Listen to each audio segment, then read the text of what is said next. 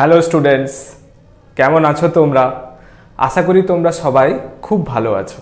আজ আমরা প্রবাহ মাত্রা ওহমের সূত্র এই চ্যাপ্টারের প্রবলেম সেট 1-এর কিছু অঙ্ক সলভ করব।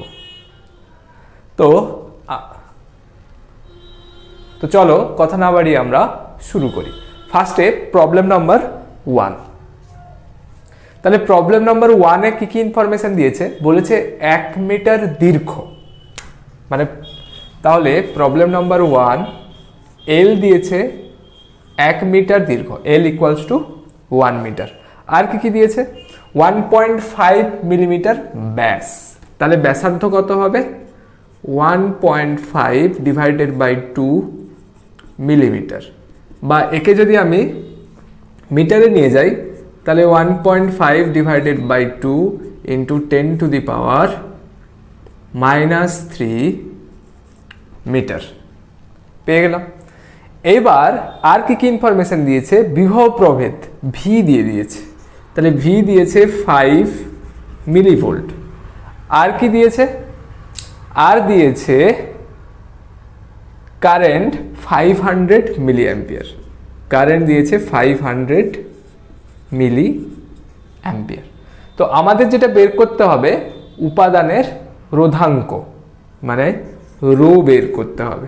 তাহলে রো বের করতে গেলে আমাদের আগে আর বের করে নেব। আমরা জানি ভি ইকুয়ালস টু কি হয়? আইআর হয়।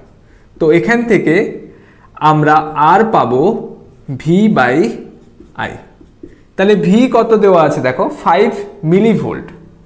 তাহলে 5 into 10 to the power -3 volt by 500 milli ampere. তাহলে 500 into 10 to the power -3 ampere. 10 to the power -3 10 to the power -3 কেটে গেল। তো ফাইনালি আমি কি পাবো? 1/100 ওহম। 1/100 ওহম। তো তাছাড়াও আমরা রোধাঙ্কের একটা ফর্মুলা পড়েছি। আমরা পড়েছি R equals to rho into L by A. তো এখান থেকে আমাদের কি বের করতে হবে? রোধাঙ্ক বের করতে হবে, রো। তাহলে রো ইকুয়ালস টু কি পাবো? আর এ বাই এল। তাহলে আমাদেরকে কি কি দেওয়া আছে? আর দেওয়া আছে, সেখান থেকে আমরা এ বের করতে পারবো। তাহলে এ কে আমরা লিখতে পারি পাই আর স্কোয়ার লিখতে পারি। তাহলে এখান থেকে আর এর ভ্যালু বসাবো কত? আর এর ভ্যালু দেওয়া আছে 1/100।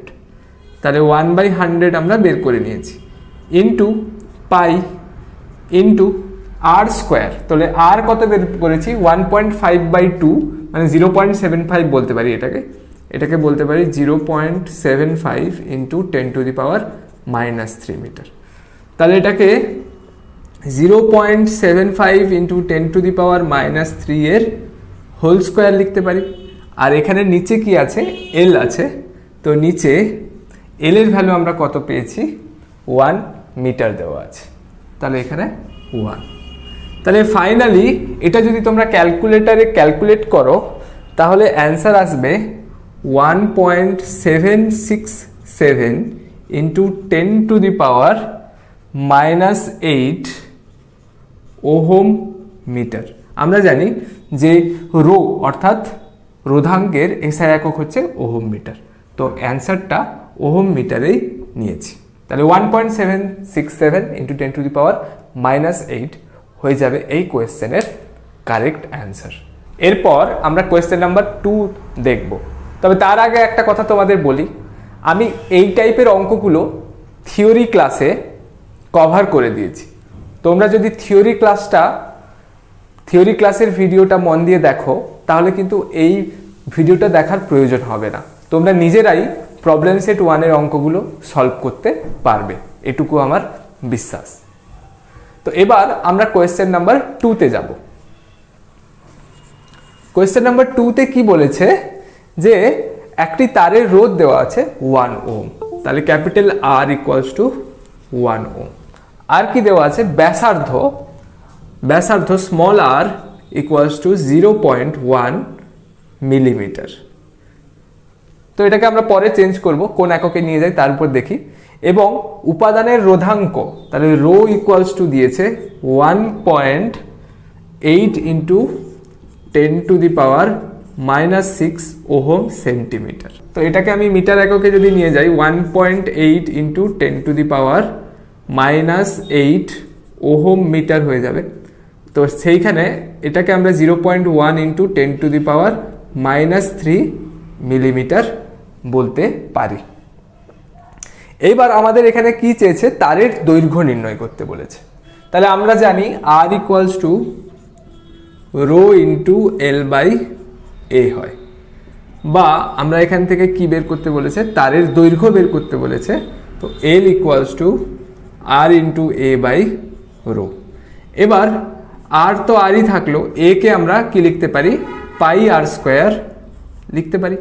তাহলে ফাইনালি আমরা কি পেয়ে গেলাম, L equals to R pi r square by rho.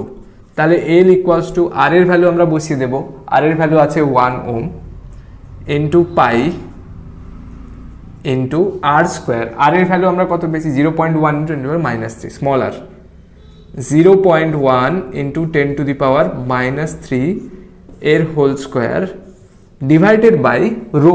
তাহলে রো এর ভ্যালু পেয়েছি 1.8 ইন্টু 10⁻⁻8। তাহলে 1.8 ইন্টু 10⁻⁻8। তো এই ভ্যালুগুলো যদি তুমি ঠিকঠাক পুট করো ক্যালকুলেটারে, তাহলে অ্যান্সারটা আসবে 1.745 মিটার, বা সেন্টিমিটারে নিয়ে গেলে 174.5 সেন্টিমিটার। তো আশা করছি তোমরা এটা বুঝতে পেরেছ। কিছুই নেই, জাস্ট ভ্যালুগুলো পুট করলেই বেরিয়ে যাবে। এরপর আমরা কোয়েশ্চেন নাম্বার 3-তে যাব। কোয়েশ্চেন নাম্বার 3-তে কি বলছে, দুটি তারের দৈর্ঘ্য, ব্যাস ও রোধ প্রত্যেকটির অনুপাত 1:2। তাহলে দৈর্ঘ্য মানে L1/L2 বলতে পারি, ব্যাস মানে R1/R2 বলতে পারি। দেখো ব্যাস আর ব্যাসার্ধ দুটো রেশিও কিন্তু সেম হয়, তাই আমরা এটাকে ব্যাসার্ধের রেশিও নিয়ে নিচ্ছি, R1/R2। তাহলে দৈর্ঘ্য, ব্যাসার্ধ আর রোধাঙ্ক না কিসের দিয়েছে, রোধের অনুপাত দিয়েছে। তাহলে R1/R2 ইকুয়ালস টু 1/2। তো আমাদের যেটা বের করতে হবে সেটা হচ্ছে রোধাঙ্কের অনুপাত, মানে ρ1/ρ2 ইকুয়ালস টু কত, ওটা আমাদের বের করতে হবে। তাহলে কি করে বের করব আমরা, তাহলে দেখো আমরা জানি R ইকুয়ালস টু কি হয়, rho into L by A হয়। তো এখান থেকে আমি রো এর ফর্মে লিখতে পারি, rho equals to R A by L. তাহলে দেখো এখান থেকে লিখতে পারি rho equals to R into A হচ্ছে pi r square by L. তাহলে একটু আগে দেখো আমরা আরেকটা অঙ্কতে এরকম দেখেছিলাম যে রো এখানে আর স্মল আর স্কোয়ার আর এল এগুলোর উপর ডিপেন্ড করছে। পাই হলো এখানে একটা কনস্ট্যান্ট, তাই এখান থেকে আমি লিখতে পারি যে rho varies as capital R small R square by L, এটা লিখতে পারি। তো এখান থেকে আমরা কি লিখব, এখান থেকে আমরা লিখতে পারি যে ρ1/ρ2 দুটো ভাগে ভাগ করতে পারি, ρ1/ρ2 ইকুয়ালস টু কি হবে, R1/R2 ইন্টু স্মল r1/স্মল r2 এর হোল স্কোয়ার ইন্টু এলটা নিচে আছে, তাই L2 উপরে হবে আর L1 নিচে হবে। তাহলে এই ভ্যালুগুলো আমি যদি পুট করি, দেখো R1/R2 equals to 1/2 into R small r1/R2 equals to 1/2, তাহলে 1/2 এর হোল স্কোয়ার ইন্টু L2/L1, তাহলে L1/L2 আছে 1/2, মানে এটা উল্টে যাবে 2/1 হয়ে যাবে। তাহলে 2 ক্যান্সেল আউট হয়ে গেল, 1/4 পড়ে থাকলো। তাহলে ρ1 ইস টু ρ2 আমি কি পেয়ে গেলাম, 1:4। তাহলে এইটা হয়ে যাবে correct answer, ρ1 is to ρ2 equals to 1:4। এরপর কোয়েশ্চেন নাম্বার 4-এ কি বলছে দেখো, কোয়েশ্চেন নাম্বার 4-এ বলছে রোধাঙ্কের একটি নাইক্রোম তারকে 10% বৃদ্ধি করা হলো। দৈর্ঘ্য 10% বৃদ্ধি করা হলো, তাহলে রোধের শতকরা পরিবর্তন কত হবে? তাহলে আমরা জানি তারকে আমরা লম্ববৃত্তাকার চোঙের মতো দেখাতে পারি। তাহলে আমি ধরলাম ফার্স্টে এর দৈর্ঘ্য ছিল L1 আর ব্যাসার্ধ ছিল R1। যখন একে টেনে বড় করছি তখন কি হবে, তার ব্যাসার্ধ কমে যাবে। যখন টেনে আমি ওটাকে বড় করছি তার ব্যাসার্ধ নিশ্চয়ই কমে যাবে। তাহলে এখন আমি ধরলাম এরকম হয়ে গেছে, এইরকম হয়ে গেছে। তাহলে এখন ব্যাসার্ধ যেটা হয়েছে সেটা আমি ধরলাম R2 আর দৈর্ঘ্য ধরলাম L2। তাহলে দেখো আয়তন কিন্তু তার পরিবর্তন হয়নি। আয়তন কখনোই পরিবর্তন হয় না। একটা নির্দিষ্ট উপাদানের তাকে আমি যখন টেনে বড় করছি তার মধ্যে যে ধাতুটা ছিল সেটা তো কনস্ট্যান্ট আছে, ওই ধাতুটার তো কোনো পরিবর্তন হচ্ছে না, যে পরিমাণ ধাতু ছিল তার তো কোনো পরিবর্তন হচ্ছে না, তাই আয়তন কিন্তু পরিবর্তন হবে না। তাহলে আমরা লম্ববৃত্তাকার চোঙের আয়তনের সূত্র কি জানি, V = πr²h, কিন্তু এখানে আমরা L নিয়েছি, দৈর্ঘ্য নিয়েছি, তাই আমরা এখানে লিখব πr²L।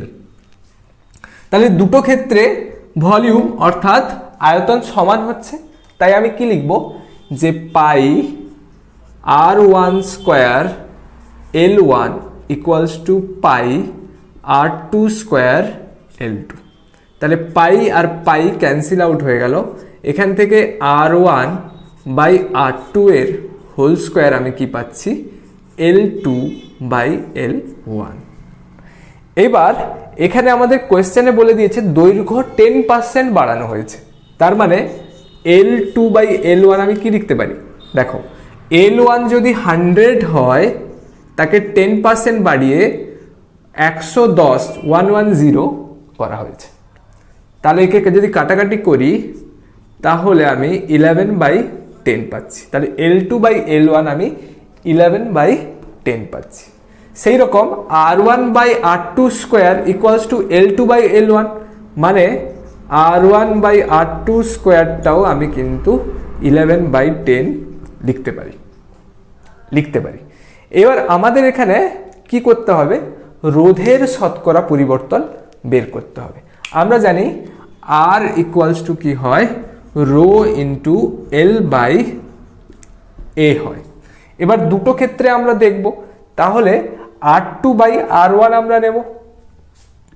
তাহলে R2/R1 = কি হবে, ρ দুটো ক্ষেত্রে সমান হবে।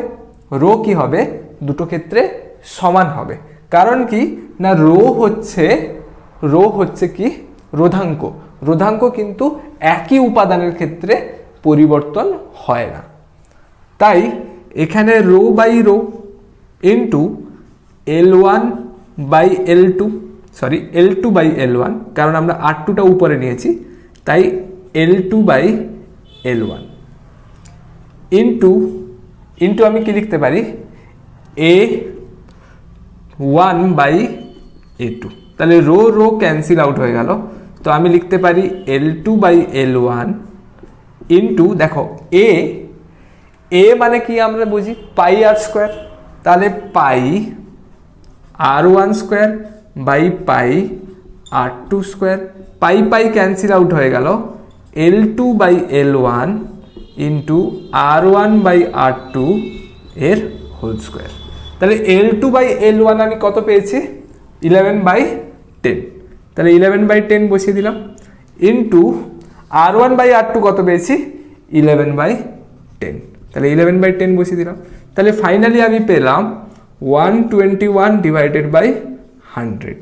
তাহলে R2/R1 = 121/100 পেলাম। তার মানে পরিবর্তন কত হয়েছে, যদি R1কে 100 ধরি, R2 বেড়েছে 121, মানে আমি বলতে পারি যে 21% বেড়েছে। কি বেড়েছে, রোধ বেড়েছে। রোধ 21% বৃদ্ধিপ্রাপ্ত হয়েছে। এর পরের অঙ্কটা অর্থাৎ কোয়েশ্চেন নাম্বার 5ও একই ফর্মুলার উপর, একই কনসেপ্টের উপর বেসড করে হবে। তাই আমি এগুলো কিছুই মুছিনি, জাস্ট ভ্যালুগুলো আমরা চেঞ্জ করে দেব। এখানে কি কি ভ্যালু দিয়েছে সেটা আগে একটু দেখে নিই। যে ফার্স্টে বলেছে কোয়েশ্চেন নাম্বার 5-এ 5 ওহম রোধ বিশিষ্ট, তাহলে আর এর ভ্যালু দিয়ে দিয়েছে, বা R1 বলতে পারো, R1 দিয়েছে 5 ওহম। আর কি দিয়েছে? প্রাথমিক দৈর্ঘ্যের 3 গুণ করা হলো, তাহলে L2 হচ্ছে 3 গুণ, কার 3 গুণ? L1 এর 3 গুণ। তাহলে L1 যদি 1 হয়, L2 হবে 3।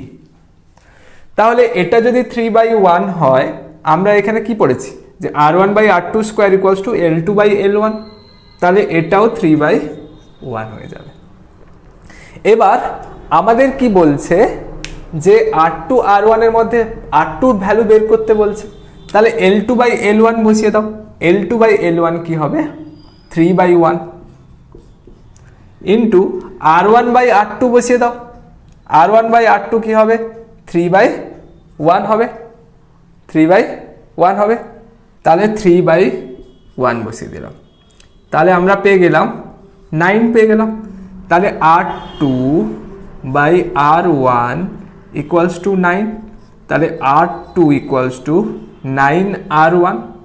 তাহলে 9 ইন্টু R1 এর ভ্যালু কত দেওয়া আছে দেখো, 5 ওহম, তাহলে 9 ইন্টু 5 45 ওহম। তাহলে 45 ওহম হয়ে যাবে এই কোয়েশ্চেনের কারেক্ট অ্যান্সার। এবার আরেকটা কোয়েশ্চেন দিয়েছে যে রোধাঙ্কের কোনো পরিবর্তন হবে কিনা। রোধাঙ্কের কিন্তু কোনো পরিবর্তন হবে না, কারণ একই বস্তুর ক্ষেত্রে বা একই উপাদানের ক্ষেত্রে রোধাঙ্কের কিন্তু কোনো পরিবর্তন হয় না। তো আশা করছি এটা তোমরা বুঝতে পেরেছো। এরপর কোয়েশ্চেন নাম্বার 6 দেখব। কোয়েশ্চেন নাম্বার 6টাও কিন্তু 5-এর মতো আর 4-এর মতো একই কনসেপ্টের উপর বেসড করে, তাই আমি কিন্তু এগুলো মুছিনি, জাস্ট ভ্যালুগুলো চেঞ্জ করব। তাহলে বলেছে 32 ওহম রোধ বিশিষ্ট একটি তারকে গলানো হলো, তাহলে R1 দেওয়া আছে 32 ওহম। এটা আমরা কোয়েশ্চেন নাম্বার 6 করছি। R1 দেওয়া আছে 32 ওহম, তাহলে একে গলিয়ে এর অর্ধেক দৈর্ঘ্যের তার তৈরি করা হয়েছে। মানে R2, এই যে L1টা যদি 2 হয়, L2টা হয়ে যাবে 1, কারণ কি না অর্ধেক হয়ে গেছে। তাহলে R1/R2 স্কোয়ার আমরা একই পাবো, 1/2। তাহলে এই ভ্যালুগুলো আমি যদি বসিয়ে দিই, L2/L1 1/2, এটাও 1/2, তাহলে 1/4। তাহলে R2/R1 ইকুয়ালস টু 1/4 পেলাম। তাহলে 4 থেকে 1-এ গেল, তাহলে কত পার্সেন্ট কমলো সেটা তোমরা বের করতে পারবে। তাহলে কি করে বের করবে?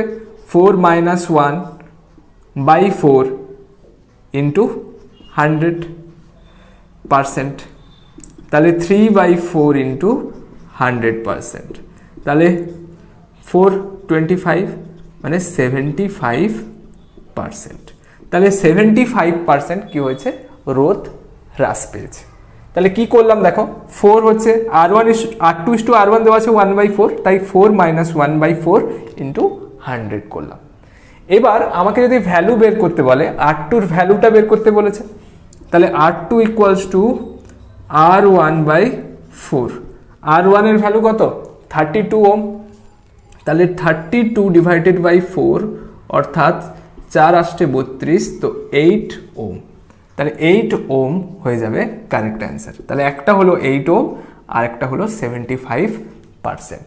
এই দুটো হয়ে যাবে এই কোয়েশ্চেনের কারেক্ট অ্যান্সার। আশা করছি তোমরা এই অঙ্কগুলো বুঝতে পারছো। যদি বুঝতে প্রবলেম হয় অবশ্যই আমার থিওরি ক্লাস দেখো। আমার থিওরি ক্লাসে কিন্তু আমি এগুলো আরও ডিটেলসে বুঝিয়েছি। তোমরা থিওরি ক্লাস যদি দেখো তাহলে এই ভিডিওটা কিন্তু তোমাদের দেখতেই হবে না। Thank you for watching this video.